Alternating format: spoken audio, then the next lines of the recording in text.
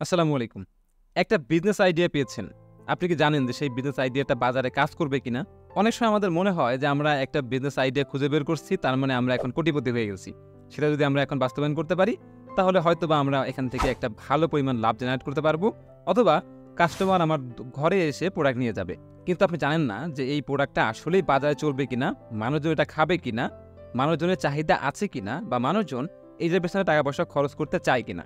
তো কিভাবে বুঝবেন একটা বিজনেস বাজারে চলবে কিনা বা মানুষজন এটাকে পছন্দ করবে কিনা, এই বিষয়ে কথা বলবো ৫ পয়েন্টে।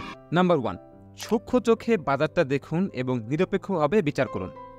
আপনার যেই বিজনেসটা আপনি করতে চান, সেই বিজনেস সম্পর্কে আসলে বাজারটা কেমন? মানুষজন এটা পছন্দ করতেছে কিনা? এই ব্যাপারে আপনি পরীক্ষা-নিরীক্ষা করেন। আপনি একটা ইলেকট্রনিক সামগ্রী নিয়ে কাজ করবেন। সাপোজ। তো এই ইলেকট্রনিক সামগ্রীর আপনি আপনার আশেপাশে ঘুরে দেখলেন যে এর মার্কেট ভ্যালু হচ্ছে বা এটার জন্য মানুষজন ২০ লক্ষ টাকা খরচ করে প্রতি মাসে। সাপোজ। তো ২০ লক্ষ টাকা খরচ করে, এর ভিতর থেকে আপনাকে বুঝতে হবে আপনার প্রতিযোগী কারা এবং কতজন। যদি হয় অনেক বেশি, তাহলে এই প্রোডাক্টটা নিয়ে কাজ করা যাবে না। ধরেন যে প্রতিযোগী হচ্ছে ১০ জন।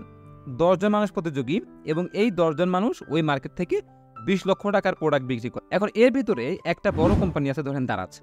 আরেকটা বড় কোম্পানি আছে। তো ধরেন ২ টা বড় কোম্পানি আছে, তারা নিজেরাই ধরেন যে 60-70% মার্কেট দখল করে নিয়ে আছে। তো তাহলে বাদবাকি কত থাকলো? মাত্র 40%। তো এই 40% মার্কেট দখল করবে কারা? আর বাদবাকি যেই ৬ জন আছে বা ৭ জন আছে তারা। এখন এর ভিতরে যদি আপনি ঢুকে যান, তাহলে কি হবে? একজন কিন্তু বেড়ে গেল।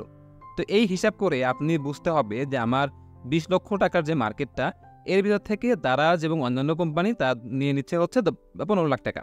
সাপোজ। আর বাদবাকি ৫ লাখ টাকা আছে। তো এই ৫ লাখ টাকা নিবে হচ্ছে কয়জন? আরও ৭ জন মানুষ। তো তাহলে আমার লাভ কিরকম থাকবে? প্রফিট কেমন? আদৌ কি এই বিজনেস থেকে কোনো প্রফিট জেনারেট করা পসিবল কিনা? খরচ কেমন হবে? এই যে পুরো একটা তালিকা, এই তালিকাটা আপনার তৈরি করতে হবে। যখন আপনি তৈরি করতে পারবেন, তখন আপনি বুঝে যাবেন, আপনার চোখের সামনে ভাসবে যে এই প্রোডাক্টটা যদি আমি কাজ করি, তাহলে হয়তো আমার এত পরিমাণ লাভ হতে পারে। আমার কম্পিটিটররা এত করে, আমি এত করতে পারবো। ওদের থেকে যদি আমি একটু ভালো করতে পারি, তাহলে ওদের থেকে আমি আরও একটু ভালো রেভিনিউ জেনারেট করতে পারবো। তো এই জিনিসটা আপনার খুবই জানা দরকার। মার্কেটে এই প্রোডাক্টের চাহিদা কেমন, মানুষজন কেমন টাকা-পয়সা খরচ করতেছে, সেইখানে আপনার প্রফিটটা কেমন। যদি এরকম হয় যে আপনার প্রফিটটা হচ্ছে না, তাহলে কিন্তু আপনার বিজনেসটা করা যাবে না। আরেকটা মজার স্ট্র্যাটেজি এখানে ফলো করবেন, সেটা হচ্ছে যে আপনারা হয়তো নাম শুনে থাকবেন red ocean, blue ocean. Red ocean জিনিসটা কি? এটা হচ্ছে যে অনেক বেশি প্রতিযোগী ওখানে আছে। আর ব্লু ওশান ফাঁকা, ১-২ জন প্রতিযোগী আছে। তো আপনি যদি রেড ওশানে নামেন, তাহলে কি হবে? অনেক বেশি কম্পিটিটরের সাথে আপনাকে যুদ্ধ করতে হবে।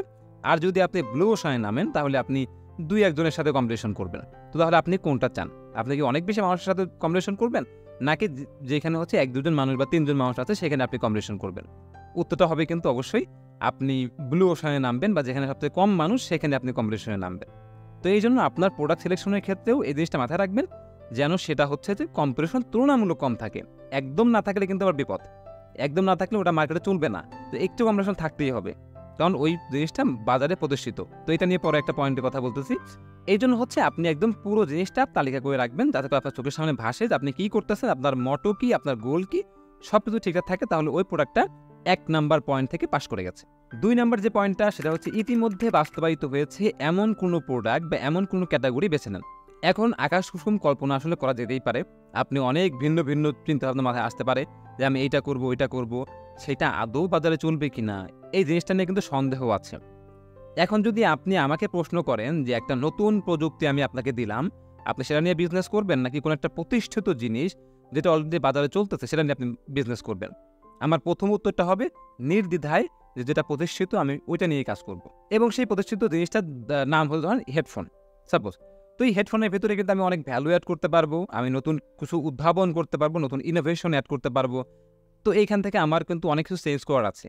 কিন্তু নতুন একটা প্রযুক্তি, যেই প্রযুক্তিটা মানুষজন জানেই না, ওই প্রযুক্তি সম্পর্কে যদি আমি কাজ করতে যাই, ওই প্রযুক্তির দেশে বা মানুষজনকে জানাতে জানাতেই মানুষের চাহিদা কিন্তু চেঞ্জ হয়ে যাবে। তো এই জন্য প্রতিষ্ঠিত যে জিনিসটা আছে, সেই জিনিসের প্রতি আপনি কাজ করেন। এতে করে আপনার বিজনেসটা ভালো হবে। একদম নিউ জিনিসের দিকে চিন্তা করবেন না। এটা করলে আপনার সারাজীবন শুধু ভাবতেই হবে, আপনি খুঁজে পাবেন না। ৩ নাম্বার যে পয়েন্টটা, সেটা হচ্ছে যে আপনি যে প্রোডাক্টটা নিয়ে কাজ করবেন, সেটা আপনি রিপিট কাস্টমার পাবেন কিনা। এমন অনেক প্রোডাক্ট আছে যেগুলো দেখবেন যে ২, ৪, ৫ বছর, ১০ বছরের কোনো কিছু হয় না। তো এই ২, ৪, ৫ বছর যদি কোনো কিছু না হয়, ওই প্রোডাক্টটা নিয়ে আমরা কাজ করতে পারবো না। আমাদের মধ্যে ছোট উদ্যোক্তা আছি। আপনি যদি বড় উদ্যোক্তা হন তাহলে আপনার অনেক প্রোডাকশন থাকবে, আপনার জন্য সমস্যা নেই। কিন্তু আপনি যেহেতু একজন নতুন উদ্যোক্তা, আপনার রিপিট কাস্টমার দরকার।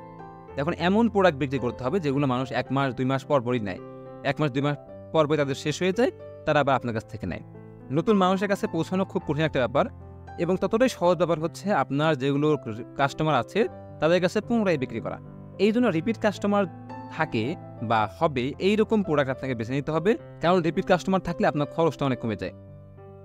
আপনার ফেসবুকে অ্যাড কস্ট বলেন, অন্যান্য যাবতীয় কস্ট বলেন, সেগুলো অনেক কমে যায় রিপিট কাস্টমারের কাছে পৌঁছালে, কারণ তারা অলরেডি আপনাকে চিনে, আপনাকে জানে। আপনি যদি আপনার সার্ভিসটা তাকে দেন, সে পুনরায় আবার নেবে, কারণ সে অলরেডি আপনার কাছ থেকে একবার নিয়েছে। তো এই জন্য এমন প্রোডাক্ট রাখতে হবে যে প্রোডাক্টটা রিপিট কাস্টমার পায়, এবং এটার জন্য প্রোডাক্ট কোয়ালিটি কিন্তু খুব ভালো থাকতে হবে। তাছাড়া মানুষজন কিন্তু আপনার কাছ থেকে বারবার ভুয়া জিনিস কিনবে না, ভালো জিনিস কিন্তু কিনবে। এটার দিকে নজর রাখতে হবে। 4 নাম্বার যে পয়েন্টটা, সেটা হচ্ছে আপনার প্রোডাক্টের সব কিছু খরচ বাদ দিয়ে যদি লাভ 250 থেকে 300 টাকা না হয়, ওই প্রোডাক্টটা নিয়েও কাজ করবেন না। এখন বলতে পারেন যে আদৌ কি 250 থেকে 300 টাকা লাভ করা যায়? অবশ্যই করা যায়, তো প্রোডাক্টের দামটা একটু বেশি হবে। আপনি এই 200 টাকা 300 টাকা দামের প্রোডাক্ট বিক্রি করবেন না, এটা করে আপনার কোনো লাভ হবে না। ট্রাস্ট মি, আমি যেহেতু অনেক বিজনেসের সাথে জড়িত, অনেক বিজনেস সম্পর্কে জানি, নিজে করি, তারপরে আমার যতগুলো ক্লায়েন্টের সাথে কাজ করেছি, আলহামদুলিল্লাহ অনেক বিজনেস সম্পর্কে ধারণা আছে, কিভাবে কাজ করতে হয় সবকিছুই ধারণা আছে। তো এই ধারণার অভিজ্ঞতা থেকে বলতে পারি, একটা প্রোডাক্টে যদি আপনি 250 থেকে 300 টাকা লাভ না করতে পারেন, তাহলে ওই বিজনেসটা আপনি খুব বেশি আগাতে পারবেন না। কারণ অ্যাড কস্ট আছে, যে অ্যাড চালাবে তার খরচ আছে, আপনার প্রোডাক্টের প্যাকেজিংয়ের খরচ আছে, বিভিন্ন খরচে দেখবেন যে আপনার খুব বেশি লাভ থাকছে না আপনি যদি কম টাকা দামের প্রোডাক্ট বিক্রি করেন। এই জন্য হচ্ছে প্রোডাক্টের দাম একটু বেশি হবে, হাই প্রাইসের প্রোডাক্ট আপনি বিক্রি করবেন, তবে খুব বেশি না, 1000-এর আশেপাশে বা 1000-এর একটু উপরে এইরকম প্রোডাক্ট। আর হচ্ছে যে লাভ যেন থাকে আপনার 200 থেকে 300 টাকা, এই জিনিসটা মাথায় রাখবেন, না হলে ওই বিজনেসটা নিয়ে আপনি কিন্তু খুব বেশি দূর আগাইতে পারবেন না। আর 5 নাম্বার যে পয়েন্টটা, সেটা হচ্ছে যে আইডিয়াটা নিয়ে ছোট্ট একটা টেস্ট চালান। টেস্ট কীরকম? আপনার প্রোডাক্টের দরকার নেই, আপনার কিছু দরকার নেই, আপনার একটা আইডিয়া মাথায় আসছে যে আমি এটা নিয়ে কাজ করব, আপনি একটা কপি তৈরি করেন। কপিটা বলতে বোঝাচ্ছে হচ্ছে ফেসবুকে যেই পোস্টগুলো আমরা করে থাকি, যে অ্যাডের জন্য যে পোস্টগুলো আমরা করে থাকি, একটা ইমেজ, তারপর হচ্ছে টাইটেল, তারপরে ডেসক্রিপশন, এগুলো সবগুলো মিলে হচ্ছে একটা কপি হয়। তো একটা কপি আপনি তৈরি করেন বা একটা কন্টেন্ট তৈরি করেন, সহজ ভাষায় যদি বলি, তো একটা কন্টেন্ট তৈরি করে আপনি ফেসবুকে বুস্ট করেন, $5 $10 দিয়ে একটা বুস্ট করেন, এবং বুস্ট করে আপনি দেখেন যে এটা আসলে কাস্টমার আছে কিনা, মানুষজন আপনার কাছ থেকে কিনতে চায় কিনা। যদি কিনতে চায় তাহলে ওই প্রোডাক্টটা নিয়ে আপনি কাজ করেন। আর যদি এরকম হয় যে কেউ আপনাকে রেসপন্স করলো না, হয়তো বা আপনার $10 খরচ করে 5 জন মানুষ রেসপন্স করছে, যেখানে আপনার কোনো লাভ হচ্ছে না, তো তাহলে এই প্রোডাক্টটা নিয়ে আপনি কাজ করবেন না। আপনাকে অবশ্যই সার্ভে করতে হবে। আপনি একটা টেস্ট চালাবেন যে এই টেস্টে আসলে আমার জিনিসটা পাস করে কিনা। যদি মনে হয় যে না, অনেক মানুষজন আমাকে মেসেজ করতেছে, তারপর তারা জানতে আগ্রহী হচ্ছে প্রোডাক্ট সম্পর্কে, তখন আপনি ওই প্রোডাক্টটা নিয়ে কাজ করবেন, কারণ ওই প্রোডাক্টটা মানুষজন চাচ্ছে এবং এই জিনিসটাই হচ্ছে আমাকে দিতে হবে, তখন আপনি ওই প্রোডাক্টটা নিয়ে কাজ করতে পারবেন। এই জিনিসটা খুবই ভালো কাজ করে। তো লাখ লাখ টাকা ইনভেস্ট করে আপনার লস হওয়ার থেকে $5 থেকে $10 লস হোক, এতে কোনো সমস্যা নাই, কিন্তু তারপরে আপনি জানেন যে বিজনেসটা বাজারে চলবে কিনা। আর বোনাস টিপস বা বোনাস পয়েন্ট যেটাই বলেন না কেন, 4টা প্রশ্ন আপনি করবেন এবং এগুলো আপনি মাথায় রাখবেন যে এই 4টা প্রশ্ন আসলে মিলে কিনা। প্রথম যে কোশ্চেনটা, মানুষ আপনার যে বিজনেস আইডিয়াটা আছে বা আপনার যে প্রোডাক্টটা আপনি দিবেন, এইটা মানুষজন পছন্দ করবে কিনা, এই একটা কোশ্চেন আপনাকে অ্যান্সার নিজে মাঝে রাখতে হবে। 2 নাম্বার হচ্ছে আপনি যে ক্যাটাগরি নিয়ে কাজ করতেছেন, ওই ক্যাটাগরিতে রেভিনিউ কেমন, লাভ কেমন আসে, এটা আপনার মাথার ভিতর রাখতে হবে। 3 নাম্বার যেটা, আপনি যে বিজনেসটা করবেন সেই বিজনেসের সাথে কারা কারা যুক্ত বা কারা কারা আপনার হচ্ছে কম্পিটিটর, এই জিনিসটা আপনি লিস্ট করবেন। এবং 4 নাম্বার, আপনার প্রোডাক্টের চাহিদা বাজারে আছে কিনা, নাকি আপনাকে নতুন করে বাজার তৈরি করতে হবে। এই 4টা প্রশ্ন যদি আপনি ক্লিয়ার হতে পারেন, তাহলে ওই বিজনেসটা নিয়ে আপনি আগাতে পারবেন। তাছাড়া ওই বিজনেসটা নিয়ে যদি আপনি আগান, নিঃসন্দেহে লস করবেন, লিখে রাখেন, নিঃসন্দেহে আপনি লস করবেন। একটা বিজনেস করতে গেলে অবশ্যই অনেক কিছু ঘাটাঘাটি করতে হয়, অনেক জিনিস আপনাকে মেনটেন করতে হয়, অনেক প্ল্যান তৈরি করতে হয়। যদি সেগুলো প্রপারভাবে কাজ করে, তবে আপনি সেই জিনিসটা নিয়ে মার্কেটে নামবেন, আদারওয়াইজ ওই প্রোডাক্টটা নিয়ে কাজ না করাটাই বেটার। তো আশা করি বুঝতে পেরেছেন। এই ছিল হচ্ছে আজকের ভিডিও, কিভাবে আপনি বুঝবেন যে আপনার বিজনেস আইডিয়াটা বাজারে চলবে কি চলবে না। তো আশা করি ভিডিওটা ভালো লেগেছে। যদি ভিডিওটা ভালো লেগে থাকে অবশ্যই একটা লাইক দিবেন, শেয়ার করতে ভুলবেন না। আর আমার চ্যানেলে সাবস্ক্রাইব তো মাস্ট, ফেসবুকে দেখে থাকলে অবশ্যই পেজটা ফলো করে দিবেন। দেখা হবে নেক্সট ভিডিওতে। ভালো থাকবেন সবাই, আল্লাহ হাফেজ, আসসালামু আলাইকুম।